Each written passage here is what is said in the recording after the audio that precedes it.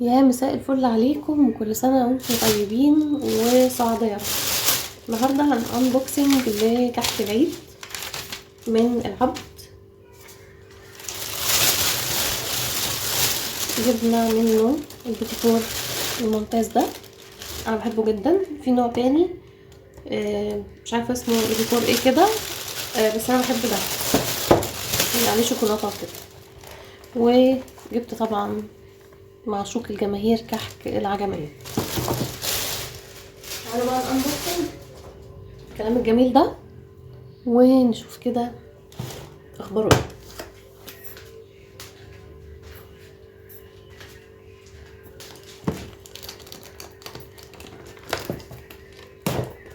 هما طبعا مغلفينه يعني تغليف ما يسمحش بدخول نسمة الهواء عشان ما يطرش او يرطب او كده. طبعا الكحك بتاع من العبد ده كده على قديمه، واحنا بنحب نبقى على قديمه يعني. هنا برضو في ترمس عملناه في اول يوم العيد، وده كانتالوب برضو بحبه يبقى موجود دايما. بسم الله.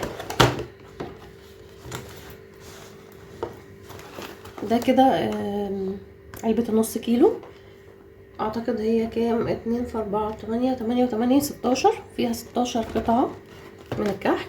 وطبعا بيجي معاها كيس سكر، والازازة الهايلة دي انا بحبها جدا اللي هي زي الملاحة كده، نحط فيها السكر ده ونرش على الكحك. نحط بقى كده كحكاية. كحك العبد يعني معروف ان هو بيبقى خشن شوية، مش طري قوي.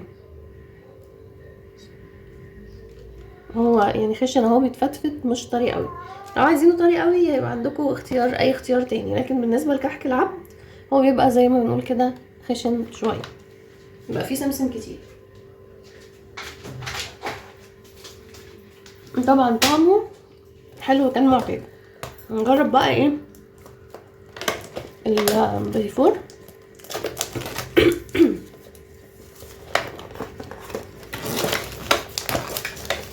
البيتي فور طبعا ممكن يحتاج مننا تلاجة، فاذا احتاج تلاجة بنحطه بقى في التلاجة عشان الشوكولاتات والحاجات دي.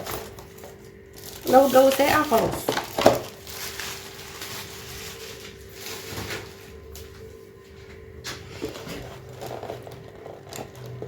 بسم الله. البيتي فور بيجي كده، بيبقى متغلف بكيس تاني. انا مش عارفه هما كام قطعه، اعتقد مش مكتوب، تقريبا مش مكتوب، بس هنعد يعني. نختار طبعا من هنا كده اهو.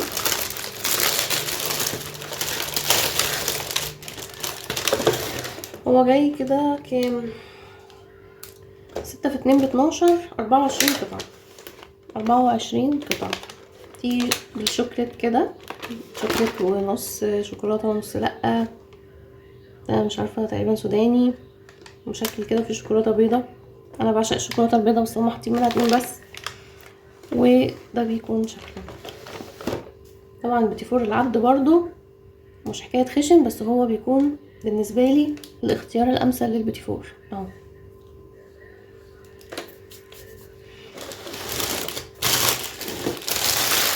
بس كده نبقى عملنا الانبوكسنج الجميل ده من الكحك والبيتي فور. وننزل بقى ال السكر عليه. وانا بحب جدا فكره ان انا احط السكر دي، بحس ان هي فقره كده يعني مميزه بالنسبه لي. مش هفضيه كله، انا هرش على اول صف بس.